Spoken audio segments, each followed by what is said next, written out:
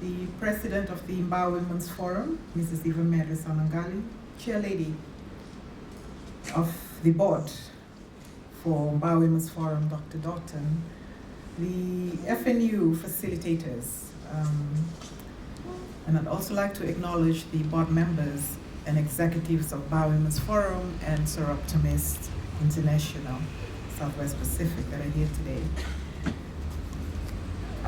And of course, my sister, Sabrina, who is always a great advocate for gender equality, for matters that are a great challenge to achieving gender equality, and in particular, gender-based violence in our communities. Thank you for the great work that you do. It's an exciting day today. I've had quite a journey with Mba Women's Forum, and it's something that always inspires me when I do visit, and especially attending the graduation ceremonies for Mba Women's Forum and the other institutions around Fiji that serve to empower women, particularly in the economic sector. As a woman, we all know, as mothers, as daughters, as sisters, as grandmothers, we all know about the great challenges that we face in our daily lives. Economic empowerment is only a small component of a woman's life, but it has a great impact on the empowerment of women in different facets of life. And I say this because an economically empowered woman, particularly when we talk about the economic empowerment of women, people start automatically thinking money. She has an income. But it's not only that, and we know it as women. An economically empowered woman is a woman who can make her own choices in relation to the finances of her family. She's a woman who can contribute more to how the household income is being used. She is a woman who is able to stand on her own feet and walk out of an abusive relationship with her children, knowing that she can look after her own children. She's a woman who can determine her own destiny without relying on anybody else to do that. So I look at very strong women in front of me. You may be at different stages of empowerment. Some of you, this may be the first training that you have attended. Learning is a lifelong journey. We learn every day. Even in this position, I'm learning every day. And before I read the prepared speech, I was sitting here and listening to the introduction that was made. Thank you for the kind introduction. But it's something that I wanted to speak about as well. A woman's journey to whatever sector we're serving in at the moment. A lot of times we feel that we may not have the capacity to do something that's handed to us, or we're being asked to take up a role in our communities, in our churches, in our families, and we say no because we feel we don't have the capacity to do that. You're looking at one of those women. Throughout my career, I've turned down so many positions because I felt I'm not enough. I'm not enough. And a lot of us here may be going through the same kind of challenges. But I tell you, please change that story. Just change that thinking, get rid of it.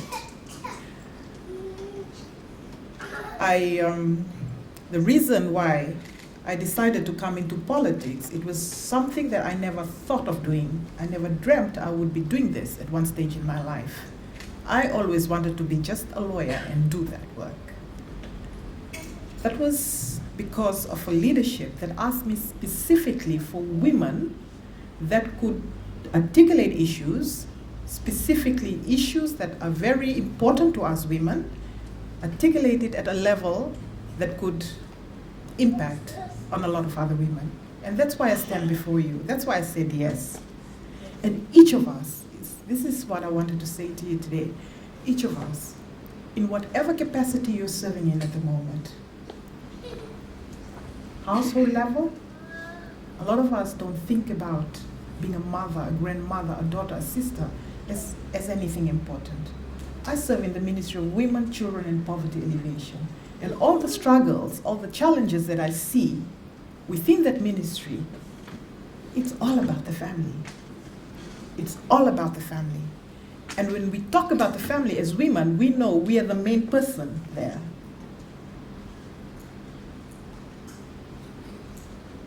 Without a strong woman in a family, without an empowered woman in the family unit just dissolves, and we keep seeing that all over our country. The erosion of our family units. So it's time for us women to stand up and take control of our families. We are here for a graduation ceremony, for your graduation.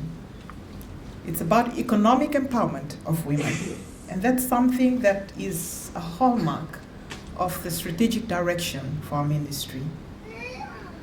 And I'm grateful to the Mbao Women's Forum for the great work that you've continued to do all over the years, seeing hundreds of women graduating with life skills, with livelihood opportunities for their families, communities, and contributing to nation building.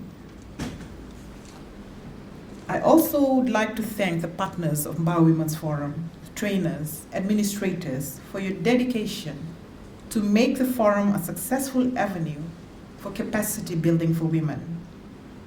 We've heard about the different programs that's run at the Mbao Women's Forum, and it encourages me that you formed partnerships also with other institutions like the Almana Hope Center in enabling more women in that center to access the services that you offer.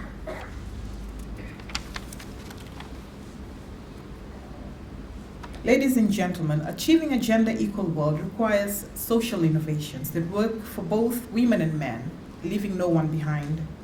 What we are celebrating today is a great example of a social innovation. Solution explored by Mbao Women's Forum aimed to transform the lives of Fijian women with little or no formal education. And this institute deserves to stand very proud today.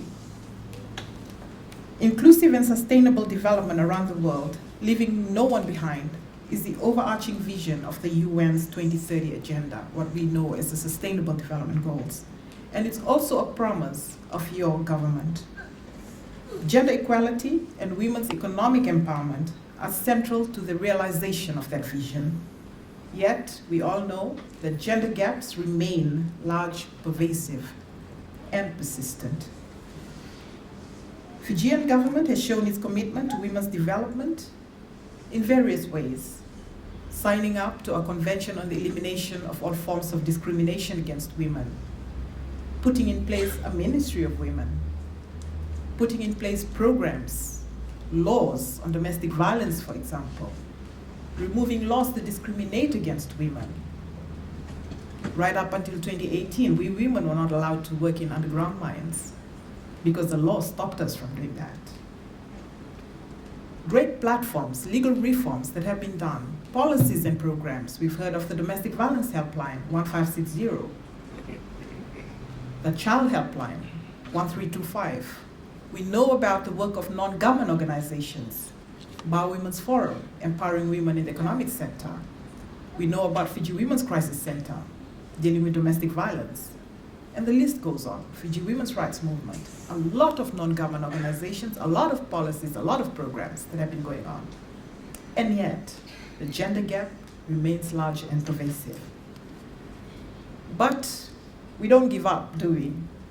And your being here today shows your commitment to work towards, as a nation, work together to keep closing the gender gap more and more each day.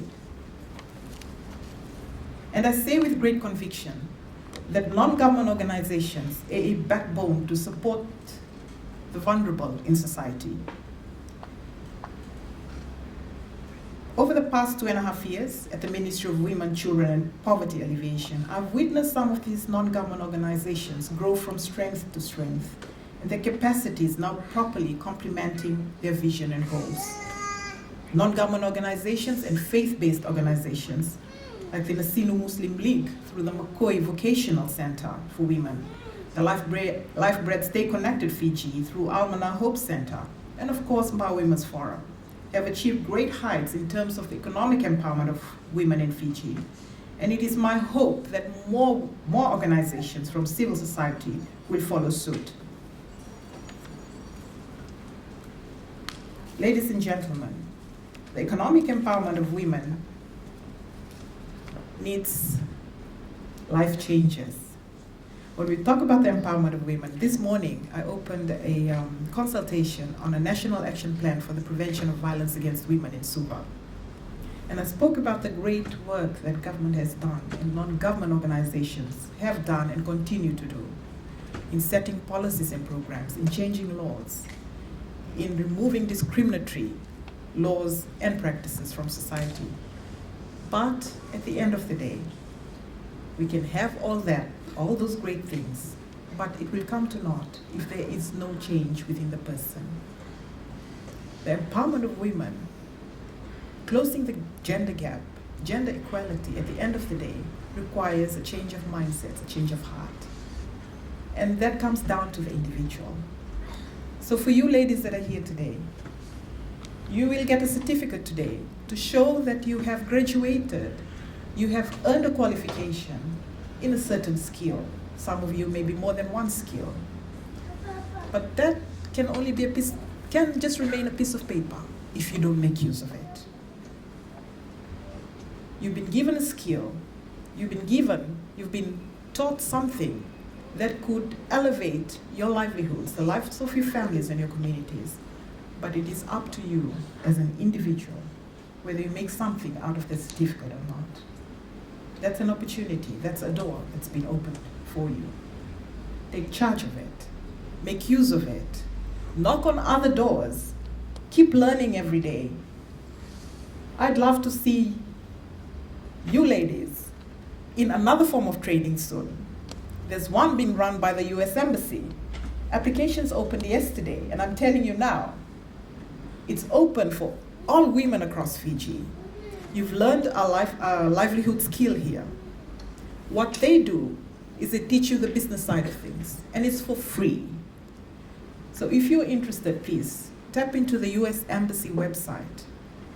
Go for it. There are a lot of women that graduated from this course earlier this week, and they were from all over Fiji.